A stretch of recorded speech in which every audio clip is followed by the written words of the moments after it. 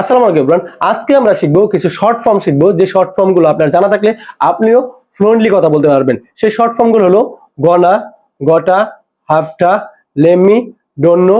So এরপরে আমরা শিখবো যে কখন আমরা হ্যাভ ইউজ করব, কখন আমরা হ্যাজ ইউজ করব এন্ড কখন আমরা হ্যাড ইউজ করব। সো এই ভিডিওটা স্কিপ করবেন না, 1 মিনিট ধৈর্য সহকারে দেখেন। আশা করি আপনি যদি ইংরেজি শিখতে চান আপনার জন্য অনেক উপকার হবে। সো কখন আমরা গনা ইউজ করব, আমরা কিন্তু গোইং টু ইউজ করি, সেক্ষেত্রে ইউজ করব আমরা গনা, শর্ট ফর্ম হলো গনা। আমরা কিন্তু ওয়ান্ট টু ইউজ করি, একটু লং হয়ে যায়, আমরা ইউজ করব ওয়ানা। আমরা যদি ওয়ানা ইউজ করবো সেক্ষেত্রে কিন্তু এটা ফ্লুয়েন্টলি বেড়ে যাবে। এরপর আমরা ইউজ করি ডো নট নো। দেখেন 3টা সেন্টেন্স কিন্তু বলা হয়েছে ডো নট নো। ফরেনার যারা যারা ফ্লুয়েন্টলি করে তারা বলে dunno, short form use করে। এরপরে আমরা বলি have to, have got to. So আবার একটু বলি have got to. Have got to মানে কোনো কিছু করতে হবে, এটা কিন্তু সিমিলার টু যে হ্যাভ টুর মতোই, কিন্তু এখানে ইউজ করতে হবে গঠা। গঠা মানে have got to, have got to. এরপর আমরা ইউজ করি লেট মি। মানে দেখেন আমরা কিন্তু বেশ কয়েকটা সেন্টেন্স মানে ওয়ার্ড গুলো ভেঙে ভেঙে উচ্চারণ করতেছি। লেট মি, লেট মি, কিন্তু ফরেনার যারা ইউজ করে তারা লেমি, লেমি। কতটা সুন্দর শোনায় এবং কি কতটা শর্টে চলে আসে। এরপরে আমরা ইউজ করি হ্যাভ টু, হ্যাভ টু, কোনো কিছু করতে হবে বলতে have to, have to use করি। তারা ইউজ করে হ্যাভটা, হ্যাভটা। দেন ফরেনার কত সুন্দরভাবে হ্যাভটা ইউজ করে, আমরা ইউজ করি হ্যাভ টু। এই শর্ট ফর্ম গুলো যদি আপনার জানা থাকে আপনি কিন্তু অনেক দ্রুত কথা বলতে পারবেন। এখন আমরা জানবো যে কখন আমরা হ্যাভ ইউজ করব, কখন আমরা হ্যাজ ইউজ করব আর কখন আমরা হ্যাড ইউজ করব।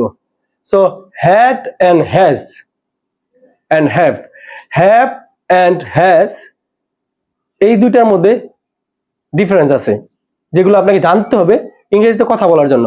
কিন্তু হ্যাড সিমিলার সবার জন্য ইউজ করবে। সো আমরা কখন আমরা হ্যাভ ইউজ করব, আমি নিজের ক্ষেত্রে আই হ্যাভ, আমার নিজের ক্ষেত্রে হ্যাভ ইউজ হবে। আই হ্যাভ এ পেন, আমার একটা কলম আছে। এখন you we they, you we they, আবার একটু ক্লিয়ার করে শুনেন, ইউ উই দে।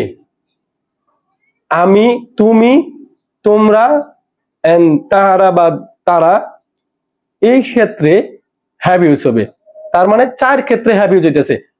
আমার নিজের ক্ষেত্রে হ্যাভ ইউজ হচ্ছে, তোমার ক্ষেত্রে হ্যাভ ইউজ হচ্ছে, তাদের ক্ষেত্রে হ্যাভ ইউজ হচ্ছে এবং আমাদের ক্ষেত্রে হ্যাভ ইউজ হচ্ছে। এখন হ্যাজ ইউজ হবে কোথায়?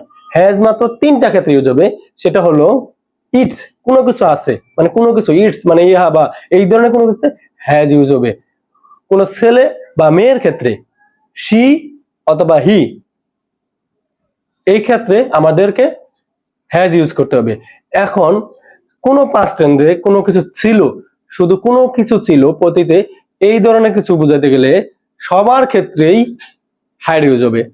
হ্যাডটা হলো সবার পাস্টের কোনো কিছু ছিল, সবার ক্ষেত্রে কিন্তু হ্যাজ হবে। তখন ইট, শি, হি, ইউ, উই, দে, সবার ক্ষেত্রে হ্যাড ইউজ হবে।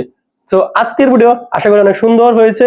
আপনারা যদি এইগুলো শিখে থাকেন বা শিখবেন চেষ্টা করেন তাহলে আপনিও ইংরেজিতে ফ্লুয়েন্টলি কথা বলতে পারবেন। Thank you very much, keep learning, keep practising.